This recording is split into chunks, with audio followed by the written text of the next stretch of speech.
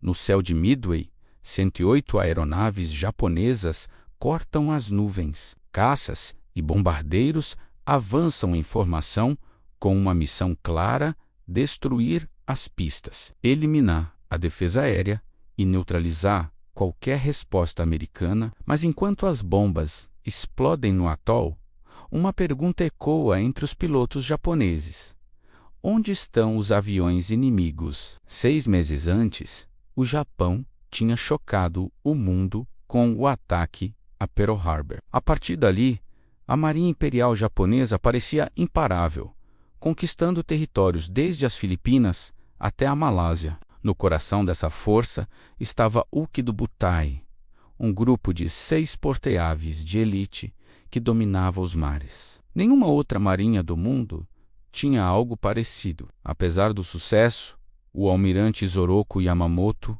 o arquiteto de Pearl Harbor, sabia que a vantagem japonesa não duraria para sempre. Ele entendia a realidade brutal da guerra moderna.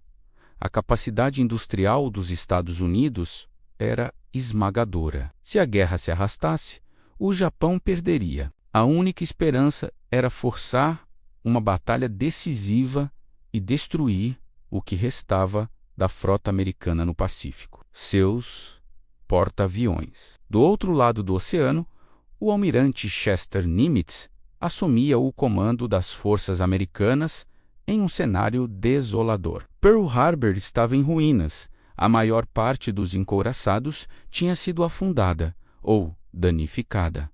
Só restavam os porta-aviões. Em vez de recuar, Nimitz adotou uma estratégia de guerrilha naval. Ele ordenou ataques rápidos e inesperados, projetados para confundir os japoneses e ganhar tempo, enquanto a indústria americana acelerava a produção de navios e aviões. A tensão atingiu o auge em abril de 1942.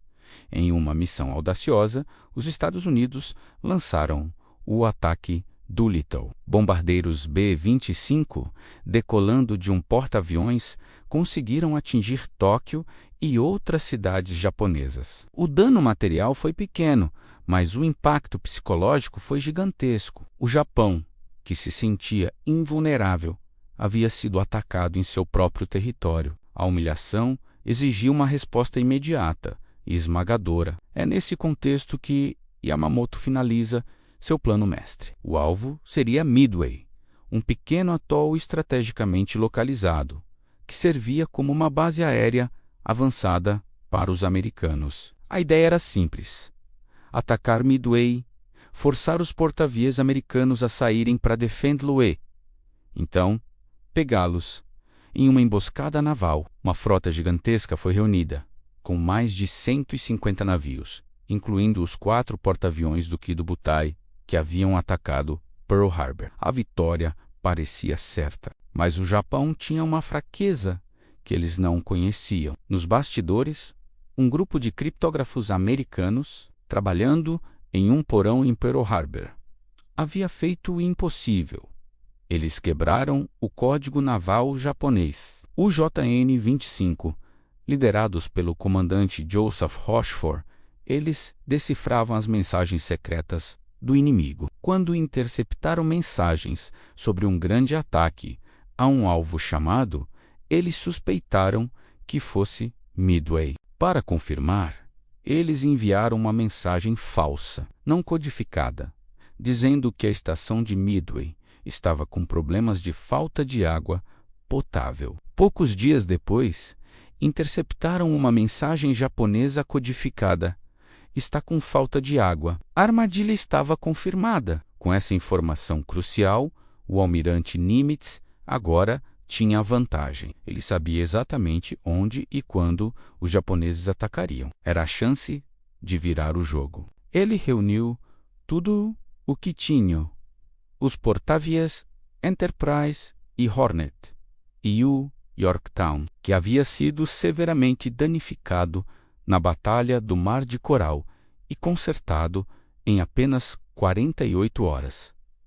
Um verdadeiro milagre da engenharia. A estratégia de Nimitz era uma aposta ousada: esconder seus porta-aviões a nordeste de Midway, fora do alcance das patrulhas japonesas, e esperar o momento perfeito para atacar de surpresa. Enquanto a frota japonesa navegava em direção a Midway, um excesso de confiança pairava no ar. A arrogância, no entanto, começou a cobrar seu preço. Os submarinos japoneses, que deveriam vigiar a saída de Pearl Harbor, chegaram atrasados e não viram a frota americana partir. Uma forte tempestade também atrapalhou os planos, impedindo que os hidroaviões de reconhecimento fossem lançados, deixando a frota japonesa praticamente cega. Eles navegavam para uma batalha sem saber onde estava o inimigo que pretendiam destruir. Na manhã de 4 de junho de 1942,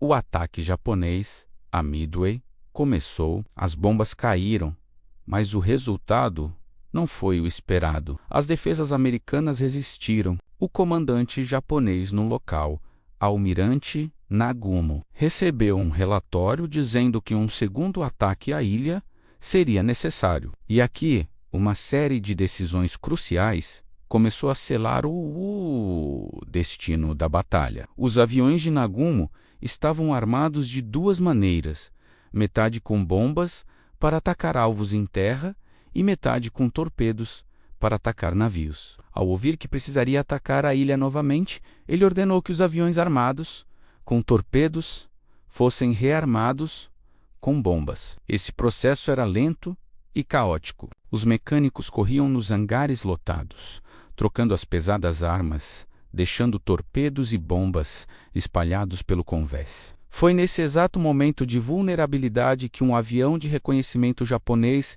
finalmente avistou navios americanos. E logo depois, um porta-aviões, pânico no comando japonês. Nagumo reverteu a ordem. Agora, os aviões precisavam ser rearmados novamente com torpedos. O caos nos hangares aumentou. Os conveses dos porte-aviões japoneses se tornaram um labirinto de combustível, munição e aviões. Enquanto isso, os americanos lançavam seus ataques. Os primeiros grupos, formados por bombardeiros de torpedo, foram um desastre. Voando baixo e lento, sem escolta de caças, eles foram massacrados pelos ágeis caças Zero japoneses. Um esquadrão inteiro, o Torpedo Esquadron 8, foi aniquilado. De 15 aviões, apenas um piloto sobreviveu. Parecia um sacrifício inútil, mas esses ataques desesperados, na verdade, foram fundamentais. Eles distraíram os caças japoneses, puxando-os para altitudes mais baixas e longe da frota principal. Eles forçaram Nagumo a adiar seu próprio contra-ataque, mantendo seus conveses vulneráveis. E então, o momento que mudou a história. Exatamente quando os caças Zero estavam no nível do mar, terminando de abater os últimos torpedeiros, os bombardeiros de mergulho americanos chegaram. Voando em alta altitude, eles encontraram o céu praticamente livre de inimigos. Olhando para baixo, eles viram o alvo perfeito. Os 4 porta-aviões japoneses, com os conveses cheios de aviões, sendo reabastecidos e rearmados. O que se seguiu foram talvez os 5 minutos mais decisivos de toda a Segunda Guerra Mundial. Os bombardeiros do Enterprise e do Yorktown mergulharam quase verticalmente. As bombas atingiram seus alvos com uma precisão devastadora. Em questão de minutos, 3 dos 4 porte-aviões japoneses, Akagi, Koga e Soryu, foram engolidos por chamas. As bombas perfuraram os conveses e explodiram nos hangares caóticos, detonando o combustível e a munição espalhada. Explosões secundárias rasgaram os navios de dentro para fora. O orgulho da Marinha Imperial, a força que parecia invencível, estava em chamas. O 4º porta-aviões, o Iryu, conseguiu escapar do ataque inicial e lançou uma contraofensiva que danificou severamente o Yorktown.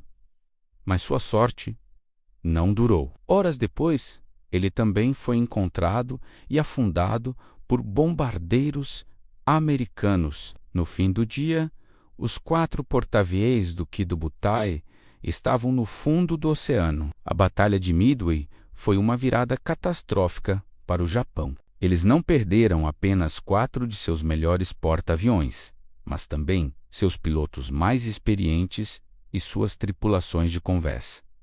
Uma perda da qual nunca se recuperariam. A iniciativa da guerra no Pacífico mudou de mãos. A partir daquele momento, seriam os Estados Unidos que estariam no ataque, empurrando as forças japonesas, ilha por ilha, de volta ao seu país de origem.